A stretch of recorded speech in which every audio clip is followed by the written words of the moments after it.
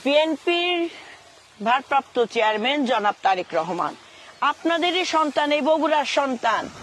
উনি আপনার আমাদের সকলের কৃষি উৎপাদনের জন্য, কৃষকদের জন্য তিনি বলেছে একটা করে ফার্মার্স কার্ড দিবেন। সেই ফার্মার্স কার্ডের মাধ্যমে আপনি কি কি পাবেন? মোশাররফ ভাই একটু বলেন তো। ধন্যবাদ আপনাদের। এই যে আপনারা জানেন যে আমাদের মানবিক নেতা শহীদ রাষ্ট্রপতি জিয়াউর রহমানের ছবি যার ভিতর আমরা দেখতে পাচ্ছি, সেটা হচ্ছে তার সন্তান জনাব তারেক রহমান। আপনার একটা কৃষি কার্ড দিলে সেই কৃষি কার্ডে থাকবে যে আপনার জমি কতটুকু আছে, আপনি কতটুকু সার পাবেন, কতটুকু বীজ পাবেন, কতটুকু আপনার যে শস্য উৎপাদনের জন্য কৃষি সামগ্রী যেগুলো পাওয়ার দরকার সেগুলো পাবেন। পাশাপাশি আপনার এই যে ফসলকে ফলানোর জন্য সর্বোচ্চ সহযোগিতা দিয়ে সরকার আপনাদের পাশে থাকবে, আমাদের নেতা জনাব তারেক রহমান। আপনাদের ফ্যামিলি কার্ড দিবে, যেখানে যেই ফ্যামিলি কার্ডে থাকবে, এক ফ্যামিলি কার্ডে আপনি মেশিনে পাঞ্চ করলে আপনাকে আর কোনো চেয়ারম্যান মেম্বারের কাছে যাইতে হবে না। আপনি শুধু সেখানে ওই স্টেশনে যাবেন, আপনার কার্ডটা বুথে পোস্ট করলেই ওই পেজ করে দেবে যে আপনার কয়টা সদস্য আছে, আপনার বাড়ি কাঁচা না পাকা, আসেন আপনার বাড়ি কাঁচা না পাকা, সেই কাঁচা পাকা বাড়িতে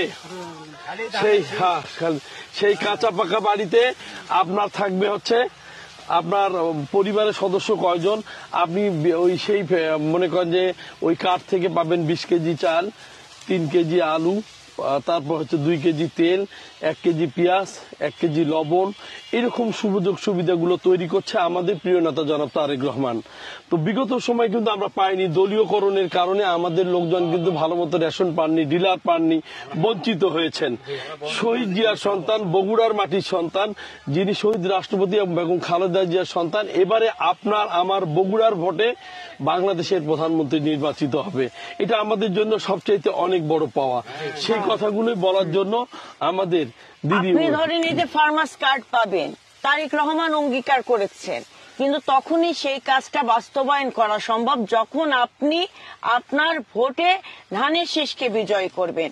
এই যে আমাদের বগুড়ার বিএনপির মনোনীত প্রার্থী আপনাদের সন্তান না মোশাররফ হোসেন?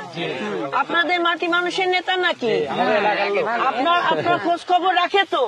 তাহলে উনাকে বিজয় করতে পারলে তারেক রহমানের হাত শক্তিশালী হবে। এবং এরকম